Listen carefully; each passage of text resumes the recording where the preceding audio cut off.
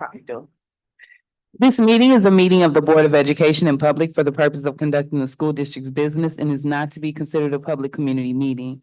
This meeting is an in-person meeting held at 870 Colfax here in Benton Harbor. In addition, a live stream of this meeting is available at the following link.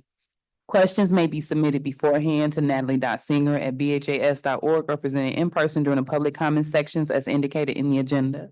Board members may be contacted through the emails listed below. Requests for special assistance, including for persons with disabilities, may be sent to natalie.singer@bhas.org. I call this meeting to order officially at 6:09 p.m. We'll begin by reciting the Pledge of Allegiance. I pledge allegiance to the flag of the United States of America and to the republic for which it stands, one nation, under God, indivisible, with liberty and justice for all. Secretary Triplett, can you please call the roll? President Robinson, Present. Vice President Bowens, Secretary Triplett, present. Treasurer Bradley, Trustee Rocket Martin, Present. Trustee Gavin, Present. Trustee Doyle. Madam President, a quorum has been established. All right, and we see Trustee Doyle, can you say here for roll call? Present. All right, up next, we have approval of the agenda. I do want to point your attention to the HR section. Due to HR staffing needs, staff reports are presented for Tuesday, August 26, 2025 vote. So most often at our work session, we're not actually voting. But our superintendent has a desire to go ahead and get these hires made, transfers, et cetera, to accommodate the beginning of the school year. So at this particular time, I'll ask, is there a motion to approve the agenda? So move. Support. The motion has been made by Trustee Doyle and supported by Vice President Bowens. Any questions, comments, or concerns? Hearing none, Secretary Triplett. President Robinson, Yes. Vice President Bowens, Yes. Secretary Triplett, yes. Trustee Rocket Martin, Yes. Trustee Gavin, Yes. Trustee Doyle. Yes. Motion carried. Up next, we have review of our Board of Education norms. The Board of Education norms for Benton Harbor area schools, we will treat each other with respect. We will listen to learn. We will refrain from side conversations. We will use our time wisely, starting and ending our meetings on time. We will challenge ideas, not people. We will ask questions when in doubt. There will be no surprise at the board table. We will practice the 7 norms of collaboration. Those are pausing, paraphrasing, posing questions, putting ideas on the table, providing data, paying attention to self and others, and presuming positive intentions. Next up, we have public comment on agenda items. There is no one currently from the public present, so we'll proceed. On our upcoming meeting, we will have approval of meeting minutes, regular session 7/8/25, special session 7/17/25, work session 7/22/2025, and regular session 8/12/2025. If there's no noted concerns to be discussed at this time, I would just remind the board to review the minutes. If you see any edits or corrections that need to be made, please email Ms. Singer and the superintendent accordingly so we can ensure that we can take a vote at our next board meeting. Reminder protocol as of 9/13/2022, all comments will be limited to 2 minutes per trustee per topic.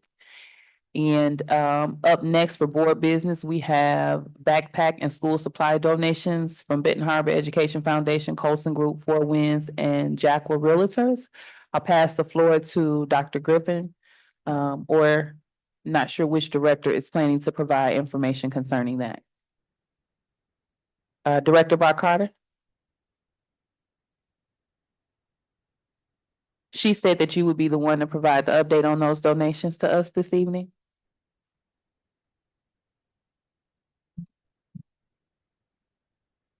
You just pull up the list. Can you speak louder, please?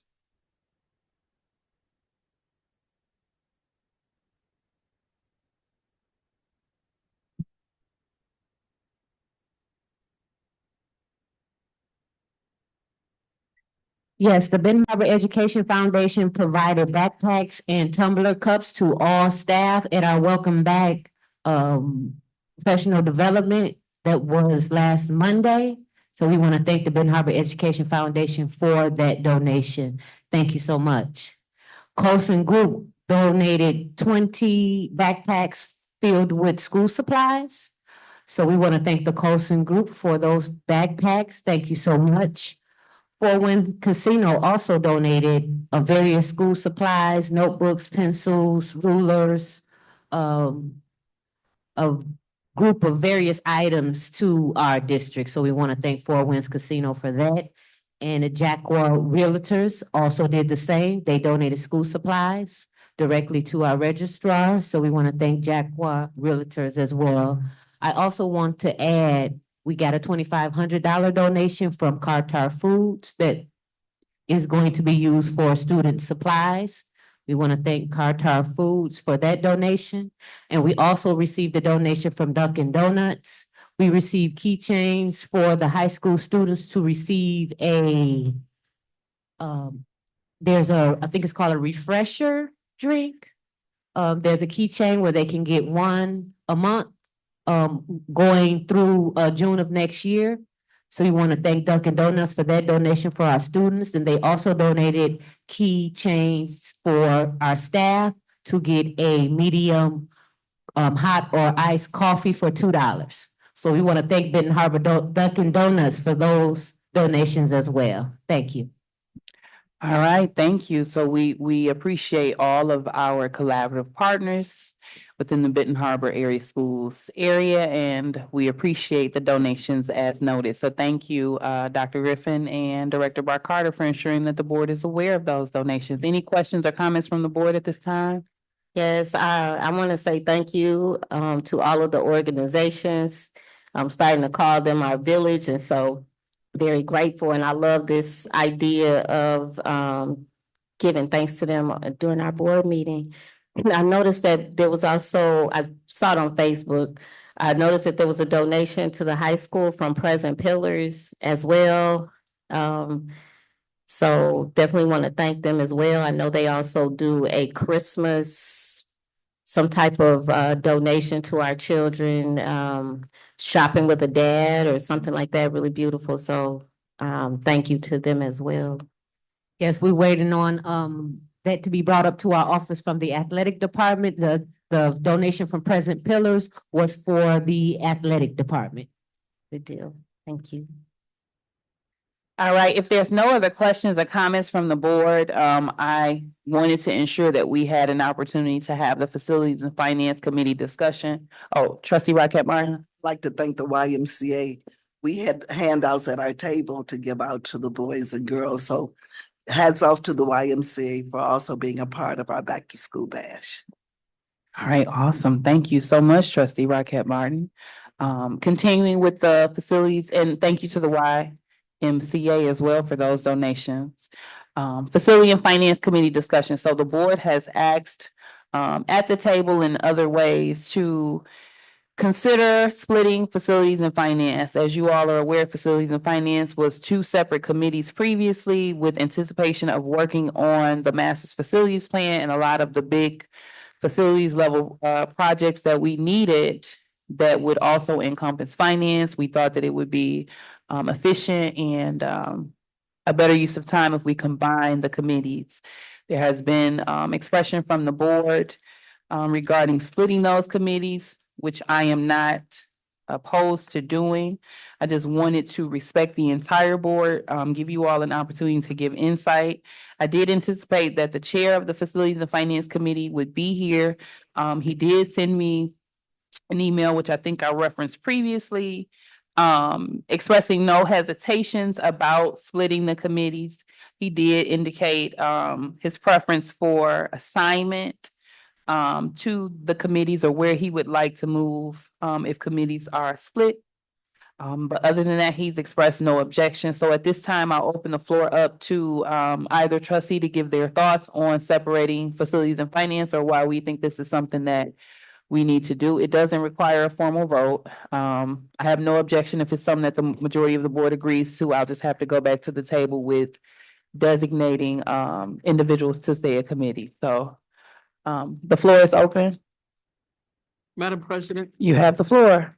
with the sense of urgency, Can you speak a little closer into the mic? with the sense of urgency and the facilities requiring boots on the ground. We need,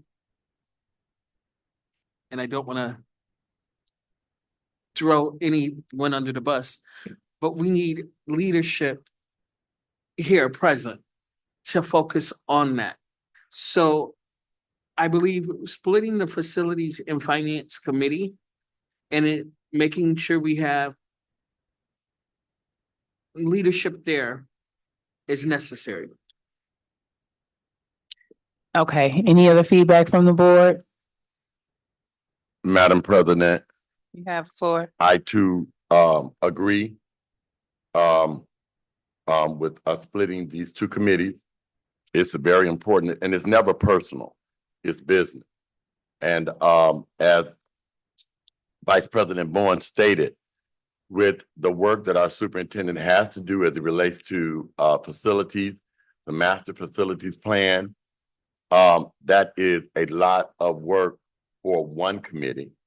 It is very important that all members of that committee be able to be available at the disposal of the superintendent, so that we can be able to have those types of conversations. Also, the finance committee is another very, very important and critical committee.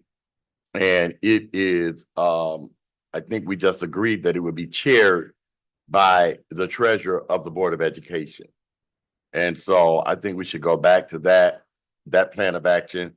I think that our new administration bandwidth is strong enough to be able to handle the things that we need to do. And also, as a Board of Education, we need to get our calendar together so that she will have something in writing so that she can know how to plan, and in partnership with her, how to plan and how to schedule these meetings. So I agree with the splitting back of those two committees. Okay, are there any other, I think the only other person present that's a member of either of these committees, and I could be mistaken if I'm forgetting somebody, my apologies, is Trustee Rocket Martin. You're on the merged committee? Right. Okay, what are your thoughts? I know those committees were put together because of so many meetings we were having. So, I would say for the superintendent, I would kind of leave it up to her and, let her decide whether or not, is that an extra thing on your plate? Or, would you rather have it split in two separate committees? Because I believe the whole purpose was for putting those committees together was to cut down on some of the time that we were spending in those committees, hours upon hours through the week. We were spending, and with the finances and the facilities, because they were so closely related, as far as like the money that was being spent, and we needed the finance person there to give us that portion, when we were doing the facilities. I think that was another reason why we combined those committees together. So I would ask the superintendent, is that an extra, load on your plate that you would have to then navigate through in the course of a week? No. Madam President, just to piggyback on what you said, because I am on that committee. And it wasn't so much that we had so many meetings. It was that we had so many things that were not done at the central administration level. And so the work at that particular time and at that point was not efficient. And so we were trying to assist. And so those meetings are very, very critical. The finance committee, if you want to talk about the finance committee and the role with facilities, finance committee is critical to all of the committee. It is critical to the curriculum committee because you have to, it's critical to every subcommittee, any committee that's spending money. So I don't think that it was just that we were spending so much time. We were spending a lot of time because things were not prepared and ready for us to go forward in many, many areas. Things were not completed, and I don't anticipate that being the case under this new administration. All right, thank you, Secretary Triplett. Trustee Gavin? President Robinson, I think that both of those committees are very important. And we agreed to have our committee meetings here during our work session. I think that's what would streamline the work. And I do understand that there are times when committees will need to meet outside of that, especially, for example, there's a master facility plan going on and you have a lot of decisions to make rapid fire. What I would say is that it still makes sense to me to have the finance committee meeting during the work session. And then that saves the time of our superintendent and her staff.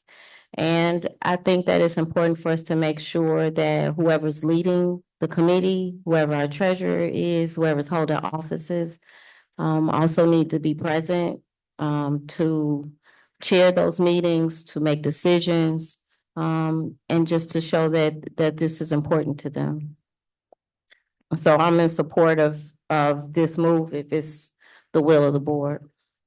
All right, thank you. I'll open the floor up to Dr. Griffin or Director Brock Carter in absence of the Director of Facilities. Do you have feedback or either of you have thoughts about splitting them or?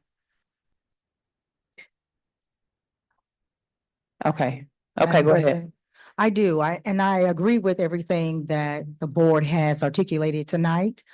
But I will say the reason why I agree that they should be split is because there's worthy work. So while it is a priority for me, it's not too much work. When we think about the master's facility plan, that's going to require a lot of conversations, discussions, and reviewing exemplars, pictures. It's a big lift. And so I believe it deserves its own time. And quite frankly, I do have a superintendent endorsement, so I have taken budget coursework. If Ms. Brock Carter just simply shares the budget line with me, as she is required to do for every cabinet meeting, we can meet prior to the facilities meeting and the finance meeting. She could be there, but for the facilities meeting, I should be able to articulate where our monies are needed accordingly so that those gaps are filled and you're very sure about what's being done, when, why, how, and what it costs. So I support the board's decision or discussion and recommendation for separating them, given what is before us regarding work and expectations this year. Oh, All right, one other. Go ahead. One other comment, in preparation or response to Secretary Triplett, what we commit to do to ensure that work is done is we'll provide those uploads of artifacts, pictures. I've already charged my cabinet as we set up infrastructure, what they need to have for me every week has to have those artifacts, pictures, dates, and we went through the progress monitoring process that has to have emails. It has to have everything so that we don't talk without some sort of evidence to support what we speak to.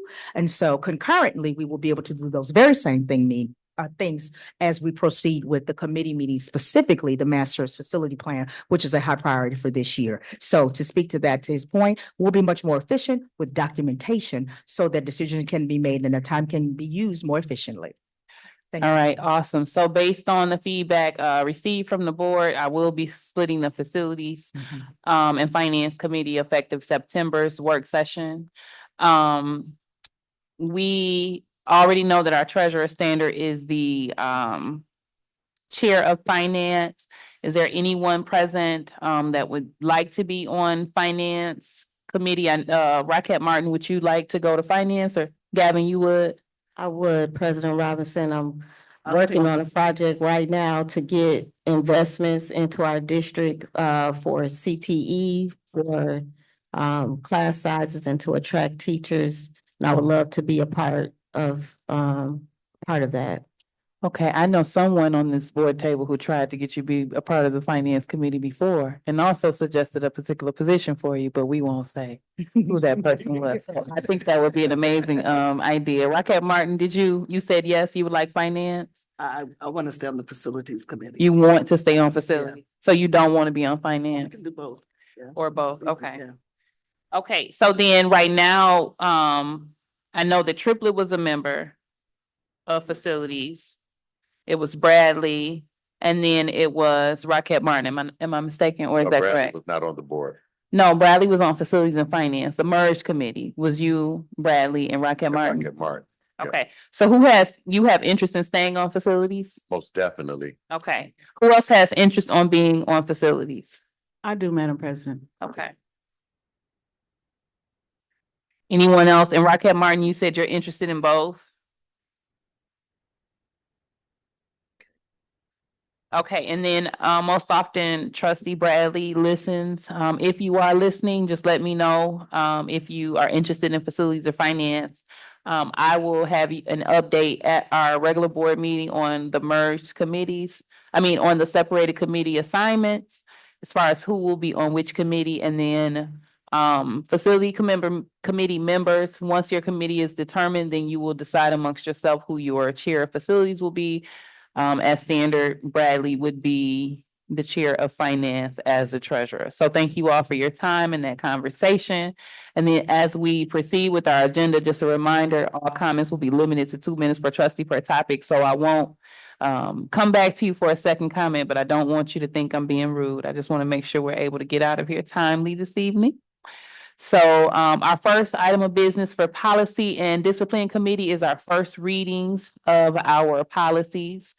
What we're reflecting on today is Policy 1130, Policy 3, which is Conflict of Interest, Policy 310 or 31110, Conflict of Interest, Policy 4110, Conflict of Interest, Policy 6110, Grant Funds Revised, Policy 6111, Internal Controls Revised, Policy 6112, Cash Management of Grants Revised, Policy 6114, Cost Principles Spending Federal Funds Revised, Policy 6325, Procurement Federal Grants Funds Revised, Policy 6325, oh, I think I just said that one, but Procurement Federal Grants Funds Revised, Policy 6550, Travel Payment Reimbursement Revised, Policy 7310, Disposition of Surplus Property Revised, and Policy 7450, Property Inventory.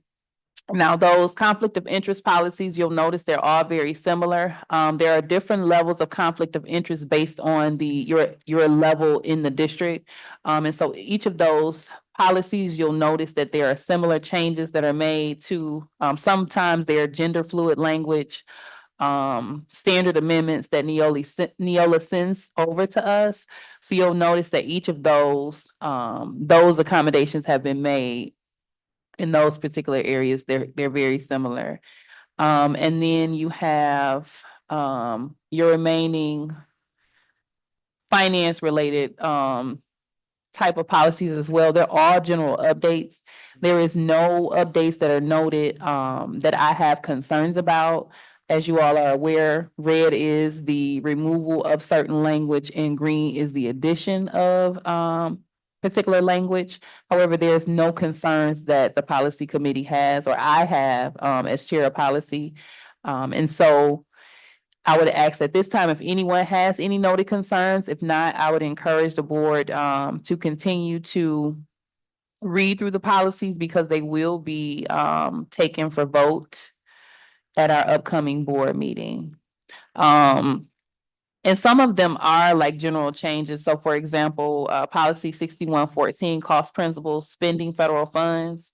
Page 3, you'll notice that there is a slight amendment in selected items of cost in item B, where they changed the wording. So capital expenditures for special purpose equipment are allowable as direct costs, provided that the item with the unit cost of, it was previously 5,000, it's an increase to 10,000.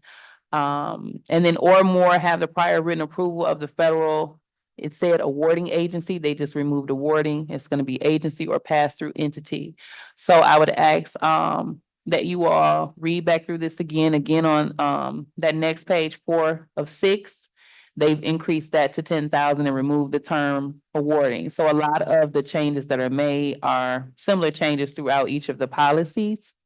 You guys have any concerns, I would ask that you send it over to myself or either committee member. It's myself, Treasurer Bradley and Trustee Doyle, and then we can reach out to Neola accordingly regarding the concerns that you all may have.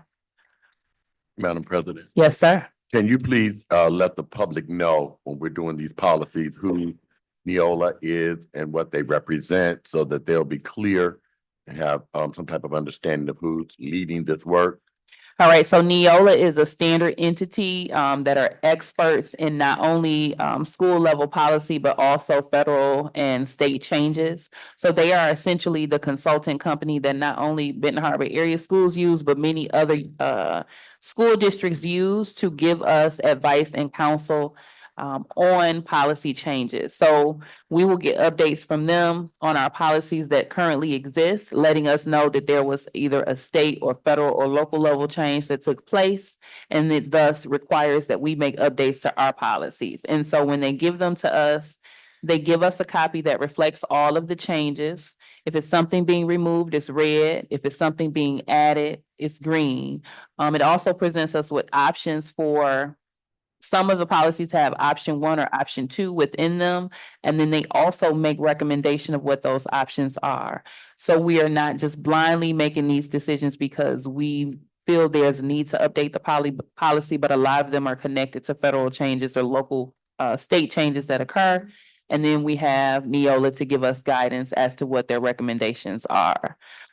Like I said, often the language is gender neutral. So where we may have had his or her, we just take it out and maybe put in they, or take it out there, or, take it out entirely. So we're just trying to make sure that we are up to code with federal and state guidelines, but also aware of certain aspects as it relates to gender neutrality and keeping up with the times as well. The board does ultimately have the authority to make the decisions regarding the policies. We can do that with seeking counsel from Neola, or we can also forward a particular policy to our council if we have concerns about the recommendations being made. And so we are required per our policy to do 2 readings. Today is just the first reading on behalf of the Board of Education. And then the second reading will be at our upcoming board meeting, where we will make the formal vote for approval of the policies. And so I'll just remind the board that in our upcoming meeting, we will be taking a vote on staff report B1, which is our standard report for approval of the noted policies as listed. And then policy committee not only does policy, we also do discipline. We're the policy and discipline committee. That was merged as well because we discipline based on code of conduct and policy, so they are very closely aligned. But by the grace of good behavior, we don't always have a student discipline matter that we need to address. So majority of our focus is on policy, and then when those discipline issues come up, we address those as well, and then we bring a recommendation to the board before the table. Yes, sir. As it relate to discipline, the discipline problem, and I mean, not the discipline problem, but as it relates to discipline policy, if you will. I know we had discussed going back and looking at how we as a board handle the expulsion under the leadership of Dr. Townsend. The board changed the way in which they did expulsion hearings. And in previous years, for many, many years, the Board of Education was the final say as it related to students being expelled from Benton Harbor area school. The information was gathered. If an incident happened at Benton Harbor High School, the high school principal did the investigation and submitted that information to the superintendent of school, who then at that particular time made the determination whether or not to bring a student before the Board of Education for expulsion. And being a part of that committee at that particular time, when the information was brought to the Board of Education, the information was incorrect, it was not thorough. We found several different things that would have put the district in jeopardy had we proceeded with it. And so that right there became a a problem. And so again, like I said, for myself, I know that once we put these policies back, if we put that policy back in place, that there will be nothing. Not saying there that our superintendent is perfect, but our superintendent does have a depth of knowledge that I think that and to be able to present to us and if something was wrong at the level of the school, the superintendent would correct that information before she brings it and make a decision. So it would be superintendent's decision, but when the superintendent make the decision to come to the Board of Education, it will be her. And the parents and everybody is there, the attorneys are there, and then everybody get an opportunity to have a great due process hearing. So I would like for us to take that back into consideration, put that back in place. Okay, so I've noted that as policies to review the expulsion policies. And then also I had pre-messaged to the board that I would like us to consider returning the superintendent's right of assignment. So Ms. Singer, along with the request to look up the March, think it was in the board retreat meeting, look up the policies that were altered at that time. I also asked that you outline each of the expulsion policies. I know it's a couple of them based on, I know there's one that specifies if it's a student with disabilities or learning special needs or disabilities. So we have to kind of consider the language in both of those. But if you could send those to me, I would really appreciate it, along with the right to assign policies. And then the committee will come back to the board with those in our September work session. All right, so we're gonna move it right along. Thank you all for your time with Policy and Discipline Committee. Up next, we have Curriculum and Student Support Services Committee. I am gonna pass the floor to Chair Gavin. And she's gonna take us through our work session agenda for that joint committee. And then we're gonna review staff report T1, which will be presented. Okay, thank you very much, President Robinson. I'm not sure if this is possible, and if it's considered a surprise, I can just ask the board to look at it. But I added a 2-minute video about Zello, just so folks would know what we were talking about. Is it possible to share that, or should I just, Dr. Griffin, or should I just ask the board to look at it on their own? Is there a way to, I say, Madam, my response? You have the floor. Well, she can give you the floor during her section. We certainly can share. I think it would be great to share it tonight if we could. Okay, thank you so much. It's linked right there where the word Zillow is. Yeah, I saw it earlier. Okay.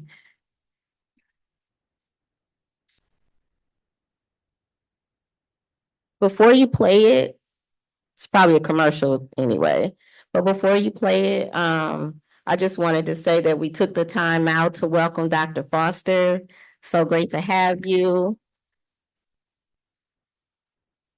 It was such a joy meeting Dr. Foster in person and just hearing the wealth of knowledge that she has and her passion for our children.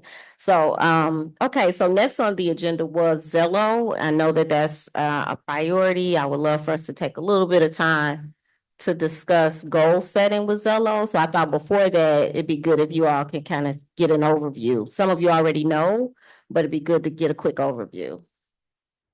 And I'm ready whenever you are, Dr. Griffin or Ms. Singer. We don't have sound. Explain up us. Is the sound working?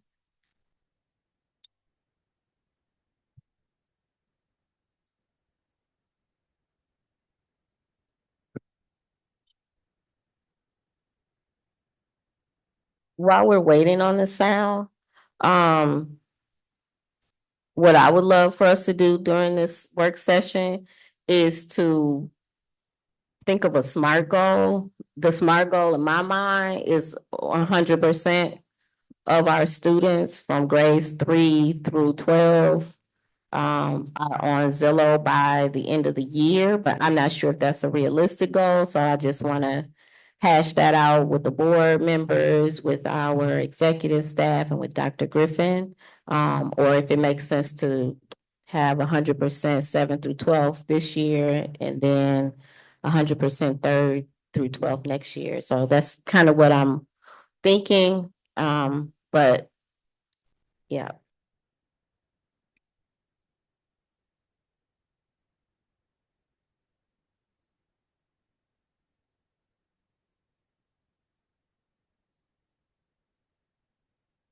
Is there a way to even put a microphone up to it?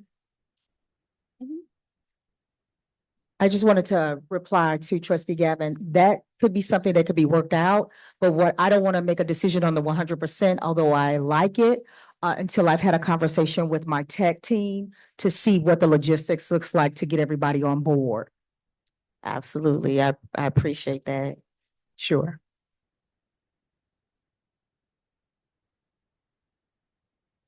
So while we're waiting, what I'm thinking then is just wanting feedback from the board and from Dr. Griffin, like, does it make sense to have a percentage as our SMART goal? We want to have X amount of students or percentage of students on Zillow or enrolled in Zillow and trained in Zillow by the end of the year, and then Dr. Griffin then getting back with us on what that how realistic that percentage is. Madam President. She has the floor to give you the floor. It's her committee You got the meeting. floor. Great. Yes, the S in SMART goals is specific. So as I trained my staff on that, you must provide a percentage. So we will, because of the SMART goal request, give you a percentage. It will be at least 70%. I've told my staff that that's the floor. So let me circle back with the tech team, and I'll be able to give you a realistic logistical plan for what that looks like for getting it into every classroom on every computer, so we can have access. And then not only the plan around what it looks like to get it done, but then what happens after it's launched. So we can also monitor engagement. I appreciate that. Certainly. The other thing I'm thinking about, and I would look, is it working?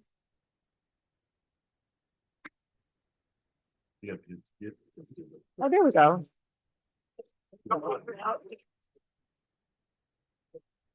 There a way to turn it up? You're juggling a lot as a student. Between school and the rest of your life, there's so much to think about. And looming large on that list is your future. You know your future is important, but it can also be hard to imagine. That's where Zello can help. Zello is all about your future and can help you create a map to get there. You'll start by thinking about who you are today. What do you like to do? What do you not like to do? What are you good at? Who you are today can give you clues about who you might become. Next, get ready to explore what options are out there. Explore beyond what you know, beyond your town or city, beyond the jobs of people you know, beyond jobs you've ever heard about. Follow your curiosity from a favorite subject to a related job, to a job related to that job, to all the pathways you could take to get there. You may end up somewhere completely unexpected. Time management, job interviews, career biases, money. You'll learn about these topics and lots more. Plus, you'll be able to use this kind of knowledge to help you make decisions along the way. When you find a path you might want to take, use Zello to create a map, a plan that you can follow into your future. Exploring pathways and updating your plans can keep you motivated, focused, and excited. And completing steps towards those plans can give you a feel-good boost to keep you going. Turns out, thinking about your future can be pretty fun, but you may have moments where it feels overwhelming. In those moments, remember, everything can change. You can change your mind, you can change your plans, you can change, and Zello will be there to change right along with you.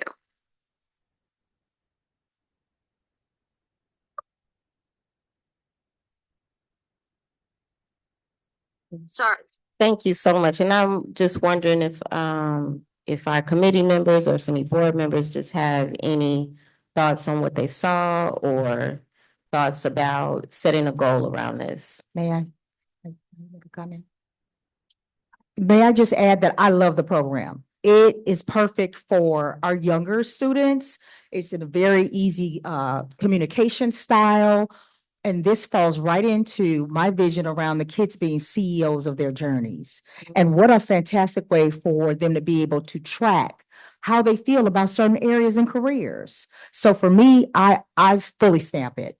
And I'm looking for working with my Director of Academics and CTE department so that we could see what does this look like, not only to make sure they have access to it in classrooms, but how do we make sure teachers are helping them to engage with this content so they can make sure it's being updated to suit the kids' needs around what pathways they want to pursue for their lives after post-secondary, after high school. I love it. Thank you so much, Dr. Griffin. Appreciate that. That's exciting to hear. Secretary Triplett. I too, from what I just saw, I think it'll be absolutely amazing. You know, it also starts, it's almost like groundwork for portfolio Yes. and what have you for our students. And as you said, you start at the beginning, whatever grade level we start at seventh grade. By the time they get to the 12th grade, they will have a portfolio leading all the way to their graduation, community service, and knowing, giving them an opportunity to know what's out there. Because had I known that human resource made so much money, I probably wouldn't have gone into education when I saw what my daughter was making. And she is the vice president in human resources. And so I didn't have a clue about what that looked like, even what human resources was. It was like something like industrial engineering. And, you know, she was going to be a mechanical engineering and ended up getting into the industrial part of it, which went into human resources. Not saying that I would have been wanted to be in quote unquote human resources, but had I had this opportunity to be able to see and actually do the work, I think this is absolutely amazing. And I hope it's good that our superintendent is in support of it. So, and I appreciate her saying, you know, when you're talking about 100%, you know, for them to be able to go and make some realistic goals and to be able to, like she said, 70 is in the basement. So I know that it's going to be, you know, it'll be a good, yeah. So I like it. I'm Thank you for it. so much, Mhm. Secretary Triplett. Yes, ma'am. I see a hand. Is that Trustee Doyle? Thank you, Trustee Gavin. My daughter has this and I think it's really good, but I would like to know how to maneuver in there myself so I can see what she's doing, the updates and things like that. Man, Did you want to say something, Dr. Griffin? I do. I'm Okay, hoping that please. you know, because that's one of the questions that I have. One of the things we want to make sure that we do when we introduce things like this is that I have my staff do a parent night and share the information out with them. So not only have a parent night, but we really, when we talk about that plan, it's got to be included in there for how teachers will communicate this information to the parents so that they know what's going on and how to navigate it, but also for the kids to do it. One of the things that are part of my vision, kids have got to start to speak their own voice. It's their portfolio, it's their Zello account. They should be able to be trained in the classroom by under leadership with the Director of Academics and CTE, be able to speak to their own stuff. So that's what I'm looking forward to. Train us on how to train the trainer. The trainer and the stakeholder is the student. So, and that leads me to my next question. I didn't see how low what grade levels it goes to. Does it go down to third grade? I'm told that it can go down to third grade, but right now we are serving. I want to make sure. I think I know we're serving high schoolers, and I believe that it goes to seventh grade. I don't know. I believe it can go to third grade. We can certainly meet about But we it. probably haven't purchased third grade. I believe we've purchased, and I'm not sure if there's anyone on the executive staff who can answer that question just yet. But I know we've purchased for high school, not sure if we've purchased for, Dr. Foster, would you know? Yep. Good afternoon. I looked into this program and it actually goes to kindergarten. It's a tiered program. And so I was actually looking for the entire district starting at kindergarten because we do need to get our babies to start thinking about careers. And so since I found out it was a tiered program, I got a quote for the entire district, K through 12. Oh, awesome. Thank you, Dr. Foster. Thank you so much, Dr. Foster. I would love, I mean, just based on trustee Doyle's question and what Dr. Griffin said, I think it makes sense for us to also think about a goal for parents as well, parents and their students. And of course, the student will be the CEO advocating, but the parents, we would want them to know how to use it as well if possible. And I love the parent night idea. Yeah. Vice President Bowens? Thank you, trustee Gavin. And I guess this is to you, to the director of teaching and academic. So I like that it goes through kindergarten. So does that timestamp it like when they're in kindergarten, this was their career plans or their goals, and as they evolve, it shows that map that this is what they did, and then they, okay, so it does do that. So for the program, what it would look like, K through 5 is career awareness. So you're getting your babies to know what is the HR director and what does the superintendent do. And so they're getting the students to build awareness around careers, the different careers. 6th through 8th grade is career exploration, meaning that, hey, I might have an idea. I like science. So what can I do around science? So once those students start taking the assessment or interest inventories, then they started putting them in those careers that fit their personality. If I'm an introvert and I don't like to talk in front of people, then I might not be a superintendent. So those are the types of things that it answers for our students that they do not know. Some of our babies that want to be doctors, but they hate science. So what is my personality? What do I know about me? What career could I be great at knowing me? And so that's what it actually does. And then in high school, that's when we start planning. 9th grade, these are the classes that I need to take. If I want to be a pediatrician, if I want to be a lawyer, then I need to have these classes in order for me to graduate. So it's a tiered program that works towards getting them aware. Then we start exploring, and then we start creating a plan. Okay. Thank you so much, Dr. Foster. The other thing that I love is, of course, the that interest inventory, and also our students and their parents knowing what their students' learning style is. Because once you know what your learning style is, you can advocate for yourself in the classroom to make sure that the material is working for you. And so that's it for me on my section. I'm going to turn it over to Dr. Foster, if you had something. I'm not sure if you had something that you wanted to go over in terms of the audit that you're doing, or if you wanted me to summarize it. What works best for you? Okay, so in the meeting, Dr. Foster just made us aware that she's, auditing all of the materials that we have, connecting with the staff, making sure that the materials that we have is actually working for the staff, and making sure that we're getting the biggest bang for our buck, making sure that we're not wasting any money, and making sure that what we have is aligned as well. I'm sorry, I don't mean to be rude, but Dr. Foster, you're at the table for a reason. This is your time to shine in the meeting. This is the only time you get to talk. So no disrespect, because I know Trustee Gavin is well equipped to explain this, but this is your work. So go ahead.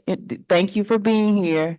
And I would like for you to present to us what you presented to Gavin, because this is your time right here. All right, Madam President. So during my 10 days, today make day 10, I have my 90-day plan that I've been working through, and one was to audit in 3 areas. And so I audit the budget, what we were looking like, what did we purchase for the upcoming school year and last year's school year. I found that there was a lot of duplication, and so I'm trying to get out of those contracts as well. So, and I'm working with Ms. Carter, Angie. I'm working with to cancel some contracts. I have also been, one of the other areas was curriculum review and alignment. And so what I found is that we, for the past 5 years, have been locked into contracts of different curriculum. The curriculum again overlaps. And so I've been working with McGraw-Hill and Savas to see how can we cancel some contracts. We've signed, I think, a 6-year contract, 6 or 4-year contract. And so I'm trying to see how can we break some contracts because there is an overlap. Also with our testing materials, there you will see that we are overlapping with testing. So some of that I have canceled and we have not paid. So we have saved some money there. And so my next steps, I've been working with the principals, empowering them to do what's best for their students, holding teachers accountable for what we expect of them, teaching from bell to bell, making sure that they are well equipped. The pacing guides, I'm now working with McGraw-Hill and Savas to get us some pacing guides that actually align with the Michigan standards. And so we have been using pacing guides from other states. May I add? Looks like Dr. Griffin had wanted to give input. There's a couple of things that I want to just supplant that she's been speaking to, because I've charged her with this audit through her 90-day plan, because there are going to be audits in the other areas. We're going to have SPED audit. We already have the finance audit. And then, of course, HR is doing an audit as well. One of the reasons we're doing it is because I want to make sure of what's happening under my tenure versus what I inherited. That's one thing, but also so that we could see, according to the S in Miracle, sound fiscal stewardship. Based upon what has been purchased, it should have been purchased based upon the gap. When we conduct an audit, realize that our staff, their resources, right? And they're all being, as I said to them this morning, it's a lot of 6 figures in this room. So before we even consider sending money outside to somebody else, a company, I want to make sure that they identify the gap before we decide to purchase anything. And so I've charged Dr. Foster with looking at the testing audit, because I was the Director of Research Accountability and Data, and I know that NWA, MAP, and Ameswell cover the same thing. And so I was concerned she needs to be making sure that we're not purchasing things that don't fill a gap. So when we identify those gaps, if they can't be filled, and I do mean this, if they can't be filled by somebody already in-house, they have to be able to bring whatever the gap filler is. And then there must be a scope of work, a sequencing of what they provide us so that I can hold them accountable to that contract. And secondly, contracts should never be multi-year. Let me be very clear. When you have a multi-year contract, it's a shackle on your ankle. Because I need to be able to hold you accountable throughout the year through progress monitoring updates, through my staff. They have to present data from these companies for what they say they're going to provide in their updates with the budget spend down every week. I want to know what they have spent, how they've spent it, and where the data shows that this company is doing what they have been contracted to do. That way, by the end of the year, we can determine as a team whether or not we want to renew their contract. And we can't do that if someone signs 4, 5, 6 years. That's a shackle. Because if they don't do what we say and they don't fill the gap accordingly, according to the expectations I have for the data, then I will not be renewing their contract. And I can't do that if I've been locked in to multi-year contracts. That's number one. And then number two, when we talk about the renewal of these contracts, we have to make sure that if there's one company that's doing it, if we want to change the scope of the work, we've got to make sure we speak to that and it's inside the contract. That way, nobody is confused about what they must deliver to our children on any given day. And so there's going to be a revision of the contract process because the contracts are too ambiguous. I want them to state bullet point by bullet point that addresses the gap they're going to fill within our district that best serves our students. So I want to be clear about what we're doing and why she's doing it. So when she says she's trying to cancel, it's because we have been committed to these multi-year contracts, and I'm not sure about how they delivered on what they provided for our students according to the data from the M-State. When we talk about M-Step, that's our state test. That's the state assessment. It may be wonderful to show growth with interim benchmark data. Interim benchmark data, let me be very clear. The definition for interim benchmark data is formative. It's for teacher use only. It's information. It is not a grade. It lets us know where students have landed according to the Michigan state standards. No other standards are applicable for Benton Harbor area schools. We reside in Michigan. Therefore, everything that's done regarding these tests, it has to be the M-Step, the ACT, and the SAT. We are aligned to meet proficiency for all students according to the Michigan state assessments or the national state assessments, their ACT or SAT. So Ames Web, MAP, and all of these curricula, plural, that are provided, they're for formative results so that that data can be utilized according to the state standards for where teachers pivot and where teachers support in terms of intervention toward mastery and proficiency of Michigan state standards. That's it. Okay, well, thank you so much, Dr. Griffin. It feels good to know that we have a great steward of our finance, not just our finances, but our resources, our learning resources as well. I wanted to give Vice President Bowens an opportunity, and then I'm gonna move on to student support services in the end of the So time. right after Bowens, we do have to come back to the centric versus subject, because I want to make sure Dr. Foster can make the board aware of that particular item. Go ahead, VP. Okay, my apologies. Chair, Trustee Gavin, it's refreshing to set up the table and have confidence in what you're hearing and knowing that people feel confident in what they're saying and you feel like you're being empowered, and it has not happened in a long time. And accountability is a tough thing. So I appreciate the audit and canceling contracts and doing what's best. For so many times we spent money, and we empower the staff to tell us what's best for us. So to know that you guys have been here for 10 days and doing this, or, going through this, I know I talked to you, Madam Superintendent, and you said we shouldn't be impressed because this is nothing, but it is impressive because we just have not received this in a long time. So I'm just excited about where we're headed with this. Yes, please. Thank you, Trustee Gab. Thank you, Vice President Bowens. My apologies, Secretary Tripple's hand was up.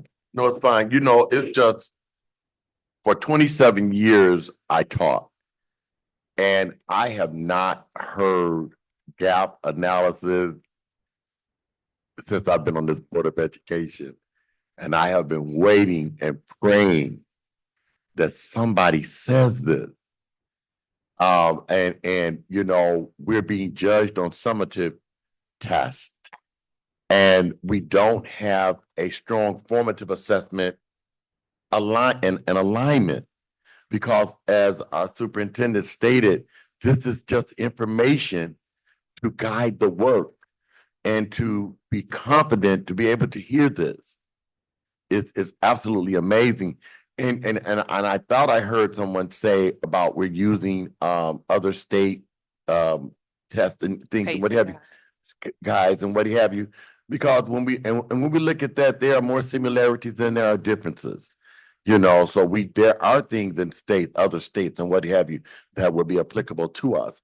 I would like to get an opportunity, Madam Chairman, to speak with the superintendent and with Dr. Foster, and share something with you all that happened some time ago in Benton Harbor area schools, and we were in sort of like in this kind of like same place, but we were stronger at that particular time, and the district went into a contract with Kent County. and they bought the license for their curriculum, which they had done the work according to the Michigan State, you know, what was required for the Michigan State standards and what have you. They bought the license to it. And then the teachers in Benton Harbor, from that framework, the teachers in Benton Harbor went through and did the work. You know, like they went and the sixth grade teachers, we worked during the summer. You wanted to work in the summer curriculum. So what Kent County's curriculum had, we went in and put in what it was for us that we needed, and we put all that stuff together. So that's just a thought. You know, if you want to move quickly, it might not even be a possibility anymore. But we did that because we were in the state that we're in right now. And in order for you to really, really do that, it does take a lot of time, you know, and they've done the footwork, and it is in alignment with the state of Michigan. So that's something that, you know, you might want to take into consideration. But whatever you do, I'm like Vice President Owens, it's amazing. Thank you so much. Thank you so much, Secretary Triplett. I see that Trustee Rocket Martin's hand is up. Yes, I too am glad to hear this because I can remember about 15 years ago, they went to Engage New York. And I could never understand why they were going to Engage New York when we live in Michigan. I never could understand that, but I think it was a money thing. I think that was a free curriculum that we could get. And so they went that direction. And you know what, and I like to hear that it's a working curriculum, that it will not just be in a book sitting on a shelf.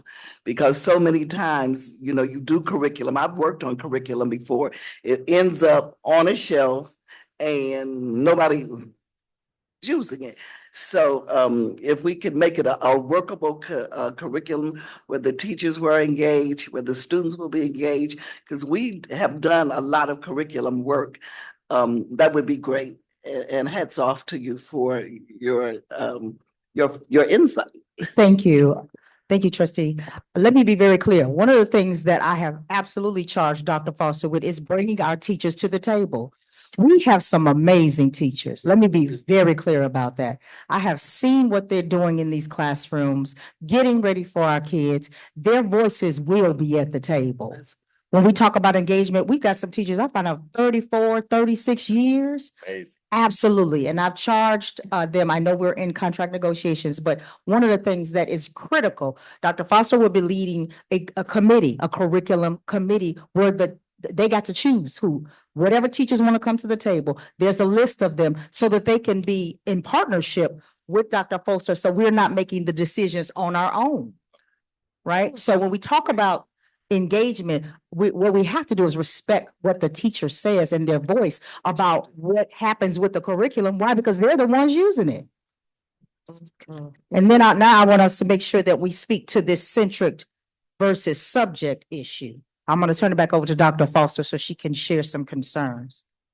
So we found last week that Centric was on auto renew. We have 60 days. I think we purchased this program June 25th of 2023. And so we have 60 days. So that 60 days is in April 26th, right? July. And it's, May 26th. May 26th is the cutoff for a written notice to be sent to Centric to say that we are no longer using that program. However, it was we failed to send that letter to Centric. So now we have two programs. We have Centric and we have Subject. We tried our best to cancel one of those programs so that it wouldn't be an overlap. We also found that with Centric, they were and they could offer the exact same thing that Subject could have offered us. And so now what we did, we put a plan in place where Kate and the high school will be using Subject. Kate will be using it as for live teachers. I think we have 75 licensed. And then for the high school, we have 100 licensed for credit recovery. So those students will be using subject.com for credit recovery. And then for Centric, we are trying to renegotiate all of the money that we have spent so far for live teachers, what they consider live teachers. We used it before in science. And so we're going to talk with Mr. Morant today to see how can we sit down with that group to use them for the spaces of our vacancies. And so we are working with them. We will work with them to see how can we start that process and use their teachers, their licensed teachers for those vacancies that we have at the high school. Dr. Foster, Yes. do you know offhand if Centric offers any type of CTE courses that we may not be offering? So that's something that came up as well, because we only have 50 licenses.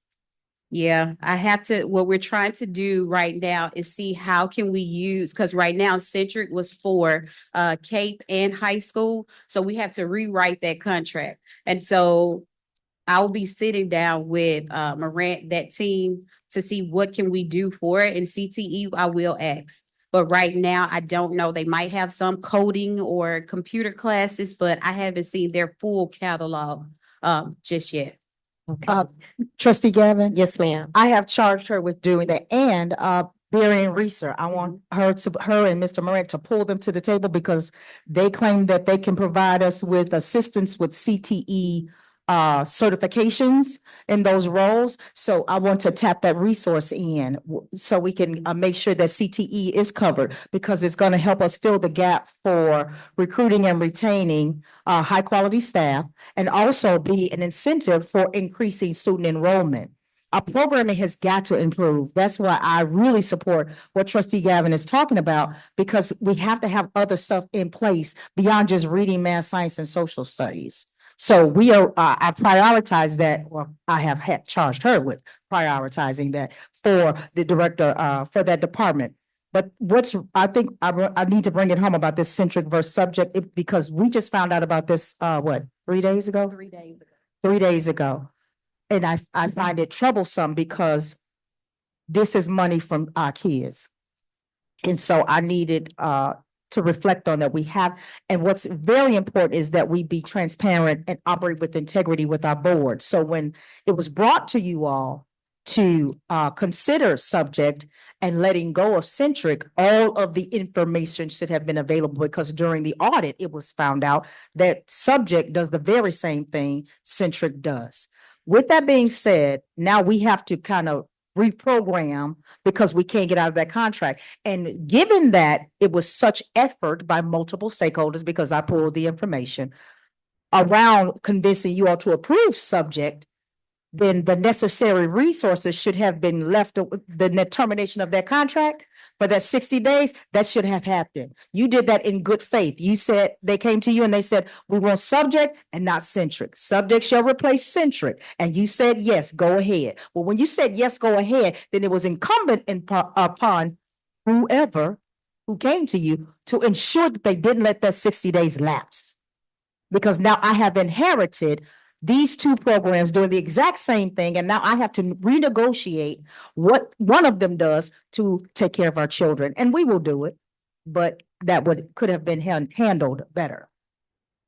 I want to thank you so much, Dr. Griffin, for that. And I'm also wondering, if it's possible for us to have some type of special Google Calendar for the dates that contracts are up. Just as an added layer, not trying to step on any toes, but something in place so that we can make sure that doesn't happen to our staff again, or to our children. I'm gonna go ahead and move on to the student support services under Director Nichols, but before I do, I just want to again say this is a refreshing conversation from leadership, and I'm truly grateful for it. You had two quick comments, Trustee Rockett Martin, and then I kind of wanted to ask a question. I'm sorry, we do have an hour, so I wanted to be Okay. respectful of that, and we spent a lot of time on that one section, if possible. our students that attend, that are in CTE, or the students at the high school, are they also aware of the other CTE programs around the county? I know they have a welding program, they have a mechanic program, they have other programs that they can, construction and trade, that they can be a part of. I remember talking to one senior this summer, and he's going into welding. I said, well, did you do the welding program through the CTE? He said, no, I found out about it too late. So there are openings in other, because we are one big county, and we want them to send their kids to our CTE programs. We all want to be a part of giving our kids the best. And so when those opportunities arise in those other districts, our kids should be able to take part in it. Of course. Okay. And the only other thing I wanted to add really quickly regarding the centric versus subject was brought to us very recently. So we were already past the deadline for non-renewal of said contract. So that would be something additional for our directors and our superintendent to keep in mind, that the change is brought to us so that we can take that vote prior to the expiration or the deadline for those renewals. And then I'll allow, as you said, Trustee Gabby, you can proceed. Okay, thank you. Yep, we're gonna go on to. Oh, I'm sorry. That's you all were talking to me. A member We're gonna was go on getting, to somebody was student- just trying to get in. Yep, Student Support Services under Director Nichols. Oh, thank you. Good evening. So I'm pleased to provide an update on our recent community resource and back to school BASH. So the event was a great success. We did have a total of 256 students and families across our district schools that attended the BASH. And from Discovery Richmond Center, we had 9 students and their families. From Martin Luther King Jr., elementary, we had 59. And from Fairplain Elementary School, we had 45, and Fairplain Middle School, 10. And from Benton Harbor High School, 129, and from our Career and Alternative Placement Center, Cape, we had 4. These are the numbers that was reported out from our buildings. Also, next, I would like to share, we had fortunate enough to have 19 vendors and organizations participate, offering a wide range of resources and support to our families. And these included Present Pillars, Lake Michigan College, Boys and Girls Club, Benton Harbor Public Library, YMCA, Berrien County Health Department, Great Lakes Collaborative Talking is Teaching, Meridian Health, Threads of Hope, and the Secretary of State Mobile Office. Peace for Life, We the People, A is for Asthma, Workforce Development Institute, Gear Up, Corewell Health, the Harris Family Farm Foundation, Communities in Schools, Water Street, Glassworks, Fired Up in McGraw-Hill. And also would like to add that our backpacks with our school supplies were donated by Delta Dental. So I did want to put that out there as well. Next, we also, as you all know, we had our wonderful raffles throughout the event, and the prizes were, you can see the pictures with our students and staff.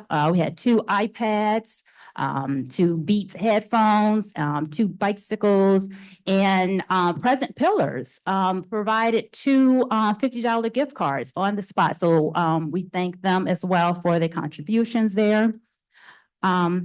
I also would like to thank our wonderful volunteers, our Benton Harbor High School cheerleading team, our Sisters from Another Mother, and a special thank you goes out to our dedicated maintenance and tech team. Without them, it would have been a lot of heavy lifting. They really did a lot of the setup, the breakdown for us. So as you see the listed names there, under the direction of Bud Dash, we were able to really put on a nice event. And then also, I would like to say a heartfelt thank you to our Back to School Bash Committee led by Soledad Martinez, our District Family and Community Engagement Specialist. We had Miss Cindy Goodson, Linda Dyson, Ardell Clark, Sharon Henderson, Brenda Matthews, Angela Brock Carter, Either Nichols, myself, Quandra King, Arlene Wilson, and Isabella Vaz from Community and Schools. So I am very, oh, thank you. Thank you. Moving on to, we want to keep that hype around our community and involvement. So I'm sharing some of our family and community engagement events that's going to take place really soon. So this week and next month, Discovery Enrichment Center. If we click on that, on them, we can be able to see them a little more for those who are online. But Discovery Enrichment Center have their event at Discovery Enrichment Center on August 27th, so tomorrow from 5 to 7 p.m. Their ice cream social. And then again on September 17th, they have No Place Like Deck workshop, which will take place September 17th. From 5:30 p.m. to 7 p.m. And all of these will be listed on their calendar and on their website, and more promotion will be going out as well to the families. At Martin Luther King Jr. Elementary, we have our pastries with parents, and that is coming up on September 26th from 9 to 10 in the morning. And then at Fairplain East, we have our FPE academic, game night, September 17th from 5:30 to 7 p.m. And then at Fairplain Middle School, we have, I have an event here for their game night, which would take place on September 11th from 4:30 to 6. But they also have a pop out with the principal that is taking place this Thursday, August 28th from 4 to 5 p.m. But all of that will be on their website as well. Okay, thank you very much. Are there any questions from the board? Madam Chair. Yes. And to Dr. Griffin, do the schools submit all of their plans and activities for the year so that there will be a district calendar of events and activities? That's something I had asked prior to your arrival, if that was something that they would do. Oftentimes at the beginning of the school year, before school actually started, the staff would get together and say, okay, our open house is on this day, find out the East open house, and so there wouldn't be any conflict. This is when our Christmas programs are, they schedule for the whole entire year. So everybody would have an opportunity to do some planning instead of doing it piecemeal. So is that a possibility, or is that something that you guys are working on? The charge was given to them, was that this morning? Mhm. Yes, they all have been given by the end of the day today to submit all of those to the calendar. So yes, the plans are already been for the whole year. Very good. Yep. Thank you.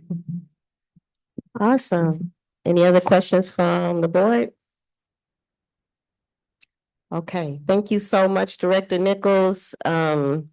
I'm still on a high from the Back to School Bash. It was an amazing event. The energy was just awesome. It just felt good. It felt really good.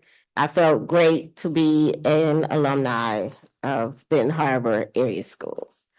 I want to thank everybody for their involvement in it. Also, Dr. Burnick is not here. Is there someone who will cover special education, or should we postpone this section until, there's actually a vote Yeah, so I, under his I overlooked section. that earlier, that the parent advisory committee nomination vote was scheduled for today as well. So I'm hoping that the board doesn't have objections to taking that vote tonight. Okay, so let me go to that section. And I want to just make sure, because I know that Dr. Griffin had some input that you were looking for in that section. Are you okay with us taking a vote on that, or was there some additional information that you wanted to gather before we move forward on that part? No, ma'am, I got the information and I'm good with it. Okay, good deal.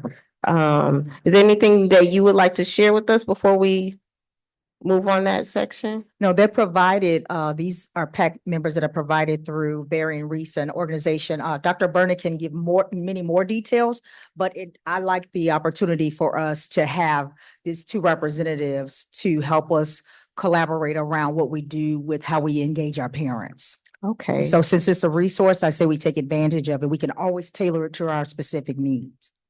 Okay, good deal.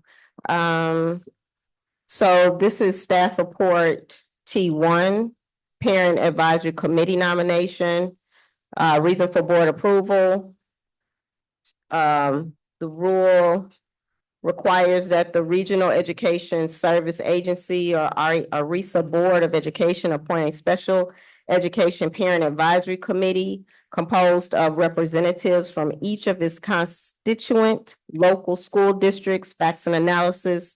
August 2020 marked the first time in several years that Benton Harbor area schools nominated participants to the PAC. The district is proud to send representatives on our behalf and keep the Office of Special Education abreast of parental issues as they relate to students with IEPs.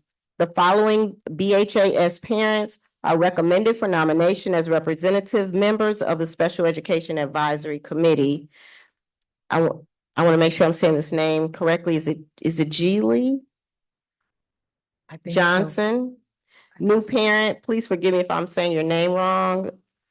The child attends Martin Luther King Junior Elementary. Vernetta Meeks, a new parent. The child attends Benton Harbor High School. The strategic plan goal reference is communication. Benton Harbor area schools will engage and inform all stakeholders to maximize district support. The recommended action is that the Benton Harbor area schools Board of Education votes to approve the nomination of Ms. Geely Johnson and Ms. Vernetta Meeks to Barry and Risa for consideration and vote to the Special Education Parent Advisory Committee.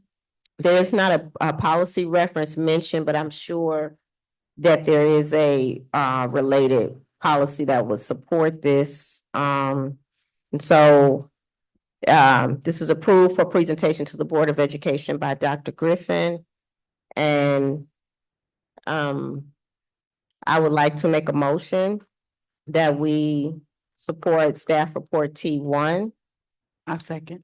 The motion has been made by trustee Gavin and supported by trustee Goyle. Any questions, comments, or concerns? Madam President, when we talk about the policy reference, anything that's brought to the Board of Education should have a policy reference stated on it. Are there any areas that would not have a policy? Everything that comes before it should have a policy. So I'm 101% in support of this. And so with knowing that a policy will be identified and put on it, and the actual policy would be placed on the resolution by our next meeting. Is that something that? So for this one, it probably is something we can stretch, but I'm pretty sure that we don't have a policy that states we have to have a parent nominated to this committee. So I think that may be why it was left empty, because this is something we're not forced to do. Yeah, but no, I was just saying a policy as it relates to, just like we have on there with the alignment where it says that communication from the strategic plan. There has to be a policy or something, or there should be a policy that when we're doing initiatives and partnerships and what have you. So just if it's not, then that's fine. And I'm good to go ahead and vote for that, but I was just saying, moving forward. That was one of the things that we said, and I think under your Mhm. leadership, Mhm. that you wanted, it should be it should be policy related somewhere. Yes, sir. If there's no other comments from the board, Secretary Triplett, can you please call the vote for staff report T1? President Robinson, Yes. Vice President Bowen. Yes. Secretary Triplett, yes. Trustee Rocket Martin. Yes. Trustee Gavin. Yes. Trustee Doyle. Yes. Madam President, motion carried. All right, before we, thank you so much, Chair Gavin, for your, President Robinson. yes. We still have one more section. What am I missing? Hold on. We have public comments. Oh, okay. Anyone here for public comment on the Curriculum and Student Supportive Services Committee? All right, hearing none, we'll proceed. Before we go to Finance and Facilities Operations Committee, I just want to, again, reiterate to the board the importance of reading over the, policies before we take vote. Also would strongly suggest that, our director specifically, more than likely Director Brock Carter, takes a look at them as well. There is some additional language that is going to, impact how we move. So for example, in the conflict of interest policies, and this is for all of us, there's specific language that indicates that the district has to disclose when there has been a financial gain that was a conflict of interest to the federal source of the dollars. And so being that it's added language, I'm not really sure if this is something that we've done before. There's also some property inventory language in here, that's extremely important. And so I would like to, I know that you all utilize the policy significantly, but I would just like for you all to review the policies when they come to the table too, so you can let us know if you have any concerns as it impacts your work, but then it also helps us to know that you see the changes that have been made to your day-to-day operations as well. All righty. All right, so we can move right along to Facilities Finance Operations Committee. In the absence of Chair Bradley, I'm not exactly sure if the committee had determined who would lead the work session. It can either be one of the committee members, or we can pass it on to Director Brock Carter to lead us through that agenda, but it's the committee's preference. We'll yield to Brock. You have the floor, Director Brock Carter.